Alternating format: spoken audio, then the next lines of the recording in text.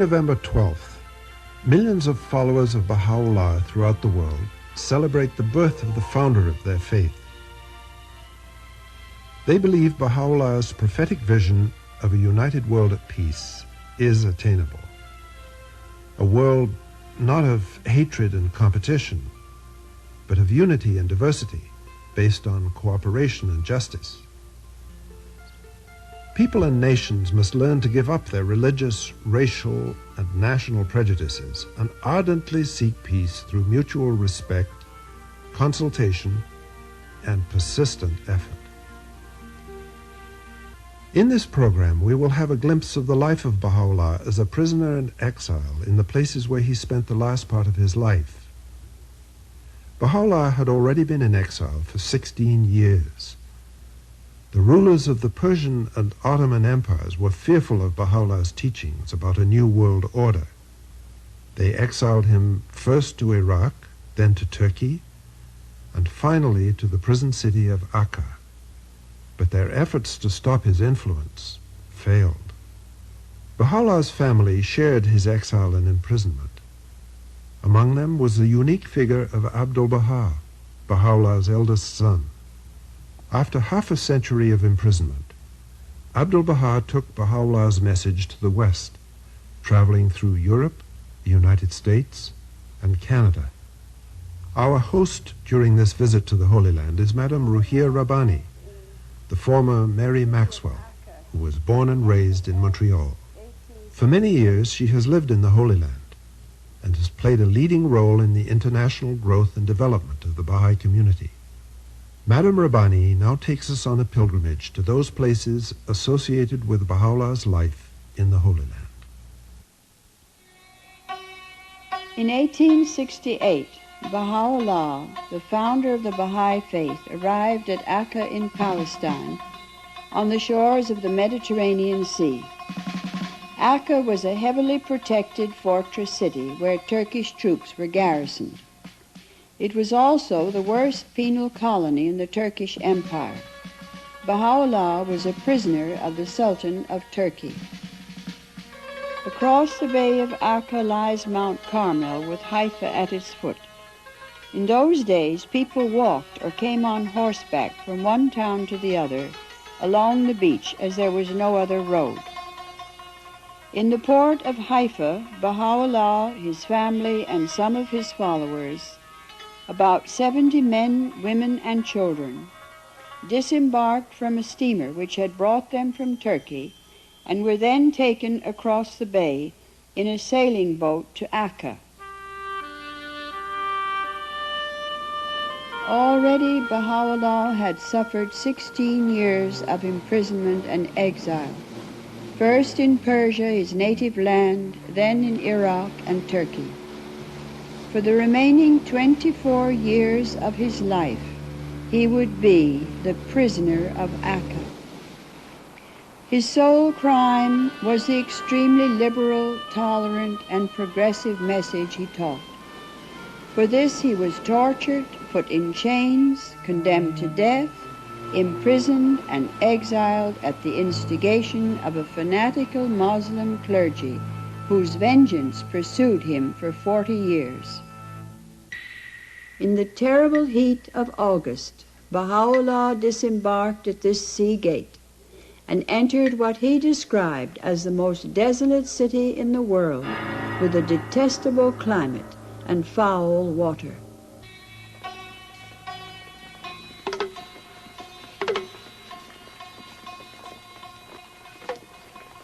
He was led by his guards through its narrow, stinking lanes, the object of the curiosity and mockery of its inhabitants.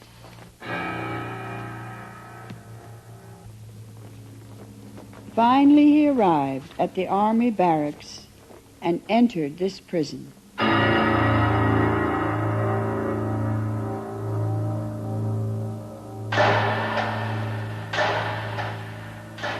For 2 years and 2 months, he and his companions were strictly confined in this inner citadel. Pilgrims who sometimes walked 4 months from Persia would stand beyond the moats, hoping to glimpse their Lord, in the dark windows of the prison. Baha'u'llah suffered more behind those bars than any other time in his life. Almost all the 70 people fell ill with malaria or dysentery. 3 died. But the crowning blow for him and his saintly wife Nawab, the faithful companion of all his exiles, the mother of his most distinguished children, was the death of their 22-year-old son, Mehdi. The weary years went by. 9 bleak and stormy winters Baha'u'llah spent as a prisoner in Akka.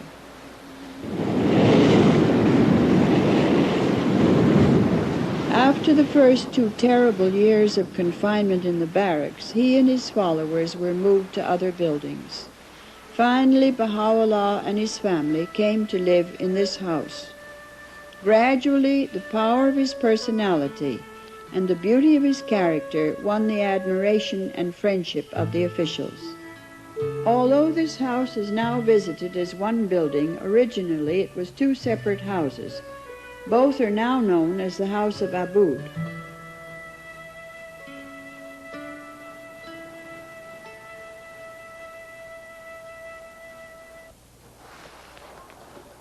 Baha'u'llah arrived in the city of Akka at the end of August 1868. And by 1871, he was free of his imprisonment in the barracks, and he moved to this house with his family. One must remember in looking at this room that this is not the way it was in his days, because it was changed when Abdul-Baha later lived here after the ascension of Baha'u'llah. As a matter of fact, Abdul-Baha used to come and sleep in this room up to practically the very end of his life. It was in this room, which is because of this fact so very sacred to the Baha'is of the world, that Baha'u'llah revealed the Kitab-i Aqdas, which is the charter of the future world order, the future world civilization of Baha'u'llah, and the book that is the repository of his laws and his ordinances. You can see in this room the way Abdul-Baha lived. He lived so simply. That should be a source of great encouragement to the Baha'is in many countries who themselves live under very simple circumstances.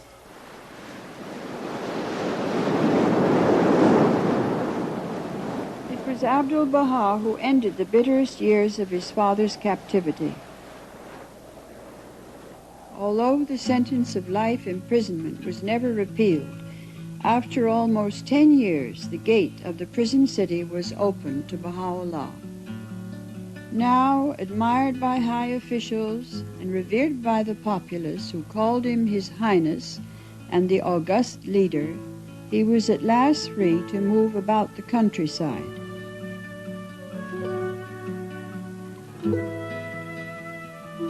Near Akka was a beautiful garden on an island in the river. Abdul-Baha rented this for Baha'u'llah, who called it Rizwan, which means paradise, surely a paradise for the man, now over 60, who still bore the marks of the chains he wore 4 months in a dungeon in Tehran.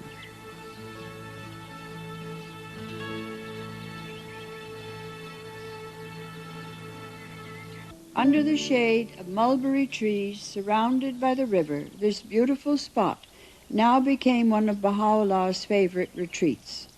On these benches, carefully preserved as shown in this old photograph, he would sit, dictating letters to his secretary or receiving pilgrims and guests. In Akka, he once told Abdul-Baha, "The country is the world of the soul, the city the world of bodies."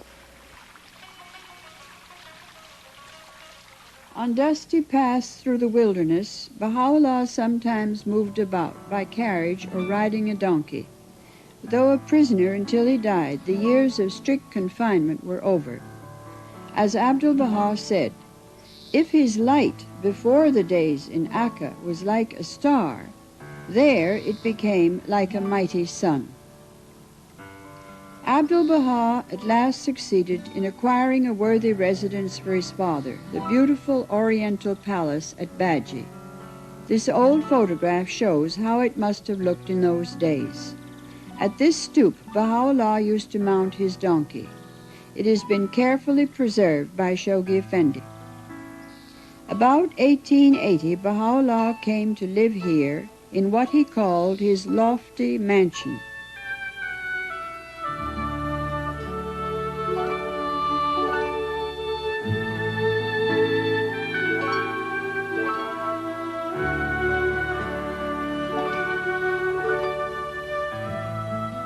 He occupied that corner room. His beloved son had brought him here, where he found a measure of peace during the last 12 years of his life, weary from over 30 years of perpetual persecution, imprisonment, and exile.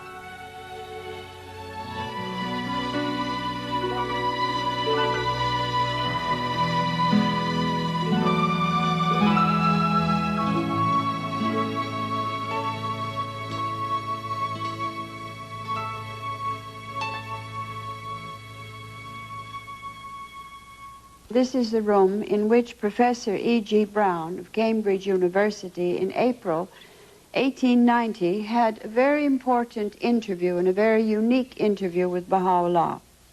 He describes him in this way. He says, "The face of him on whom I gazed, I can never forget, though I cannot describe it. Those piercing eyes seemed to read one's very soul. Power and authority sat on that ample brow. A mild, dignified voice bade me be seated. Praise be to God that thou hast attained. Thou hast come to see a prisoner and an exile. We desire but the good of the world and the happiness of the nations, yet they deem us a stirrer up of strife and sedition, worthy of bondage and banishment.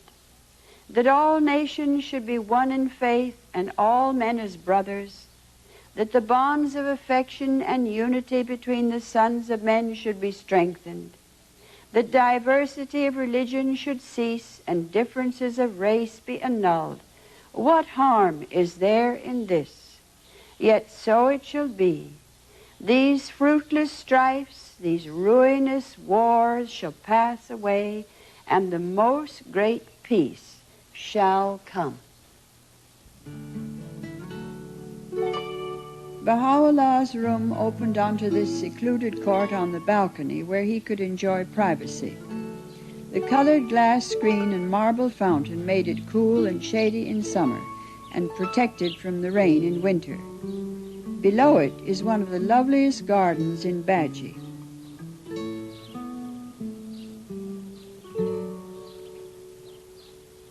It was in this room that Baha'u'llah passed away on May the 29th, 1892. And before he died, he called his family and his followers together, and he said, "I am well pleased with you all." The gentleness, the loving kindness of Baha'u'llah, his patience, are indescribable. Not only his teachings are so marvelous and will change the whole life of men on this planet, but his love and his tenderness are unbelievable.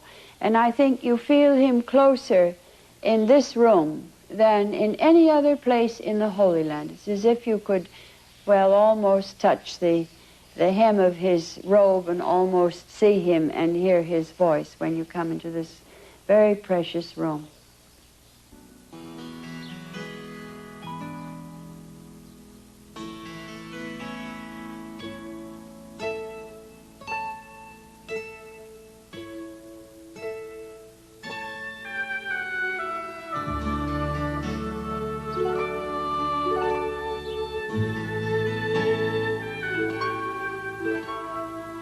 A simple beauty surrounds Baha'u'llah's resting place. From it, an almost tangible sense of peace flows out. His words echo in our ears. We desire but the good of the world and the happiness of the nations. The happiness of the nations.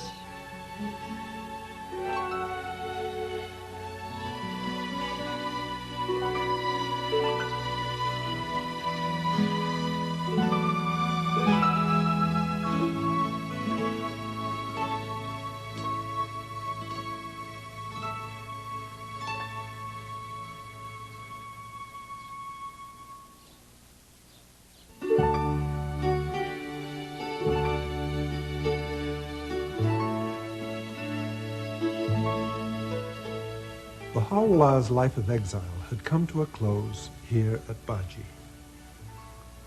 Though still a political prisoner, the messenger of God was able to complete more than 100 volumes, a body of sacred writings dealing with a vast array of subjects. This wealth of divine guidance is centered on the principle of the oneness of humanity. It provides the blueprint for building a global civilization. Baha'u'llah explained that humanity is emerging today from its adolescence into the period of its maturity, and that the time in which we are now living would see terrible wars and human agony. But he assures us that as this period comes to an end, a new age of international peace and harmony would come to stay. O well-beloved ones, regard ye not one another as strangers. Ye are the fruits of one tree and the leaves of one branch. We cherish the hope that the light of justice may shine upon the world and sanctify it from tyranny. Here at Baji, Baha'u'llah finished the work of setting down those principles necessary for world unity: the harmony of science and true religion, the equality of women and men, the need for economic justice, and the elimination of all forms of prejudice. The coming world unity described by Baha'u'llah will be a commonwealth of nations in which cultural diversity and expression is cherished, and the participation of all human beings is essential. Today, increasing numbers of people from all backgrounds are coming to visit these gardens. Many more around the world are learning about Baha'u'llah's teachings and his central theme of unity in diversity. Consider the flowers of the garden. Though differing in kind, color, form, and shape, yet this diversity increaseth their charm and addeth unto their beauty. In like manner, when diverse shades of thought, temperament, and character are brought together, the beauty and glory of human perfection will be revealed and made manifest. Prayer and meditation are the foundations of the individual's spiritual life.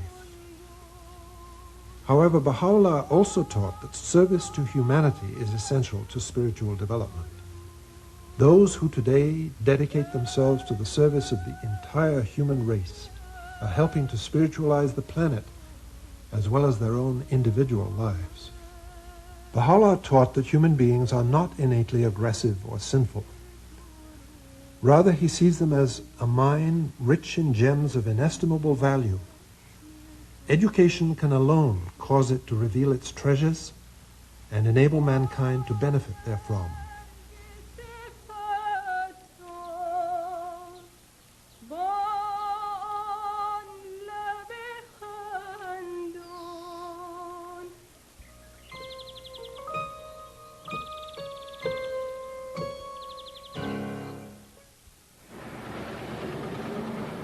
From the days when Baha'u'llah and Abdul-Baha arrived in Akka in a sailing boat as prisoners, to these days when the shrine on Mount Carmel is visited by tens of thousands of tourists each year from all over the world, is indeed a miraculous change in the fortunes of a persecuted faith.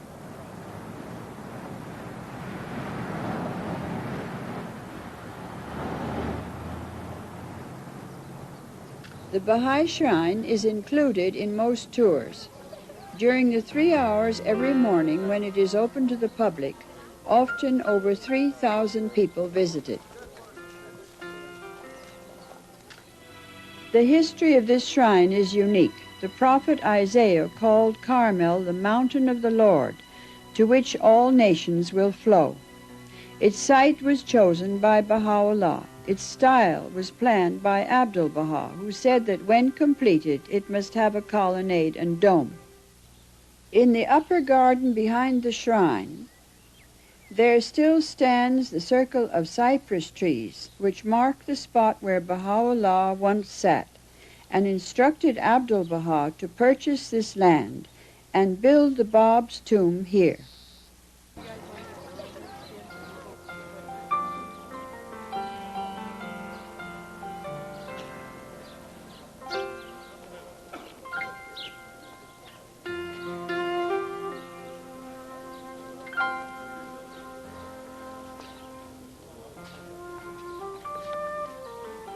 Photographs are not permitted inside the shrines because they are sacred tombs, but everyone enjoys taking pictures outside as souvenirs of their visit.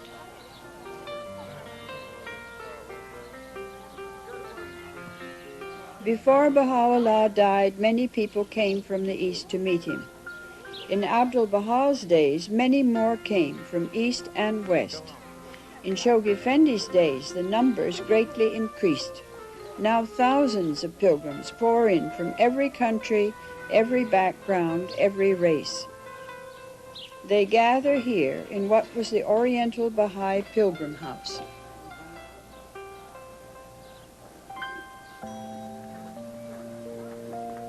The pilgrims are reminded that Baha'i houses of worship are open to all.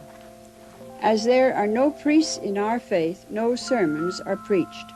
Instead, words from the sacred scriptures of all revealed religions are read.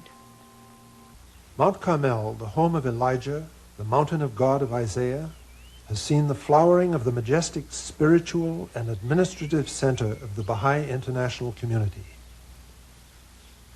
The democratically elected international executive of the Baha'i community works here in the seat of the Universal House of Justice. Like the thousands of elected Baha'i councils around the world, it functions on the basis of mutual deliberation and consultation. The foundation of the New World Order envisaged by Baha'u'llah rests on this principle of consultation, without domination by any group or individual. Baha'is are painfully aware of the conflict and runaway materialism which afflict our world, but they understand these modern-day problems to be like the painful birth of a new era in human history. Just as a child grows and matures from infancy to childhood and undergoes the difficult changes of adolescence, so too humanity is now moving from adolescence to its adulthood. Competition and strife, which typically mark adolescence, will give way to cooperation and harmony, to an age of greater justice and wisdom. The guidance which streamed from Baha'u'llah's pen for 40 years provides us with the necessary principles for creating unity in the human family. Baha'u'llah urged the members of the human family to take counsel together, to do that which profiteth all of humanity, to associate with all people in a spirit of friendliness and fellowship, and to act in a manner which brings about unity. He said, "The well-being of mankind, its peace and security, are unattainable unless and until its unity is firmly established."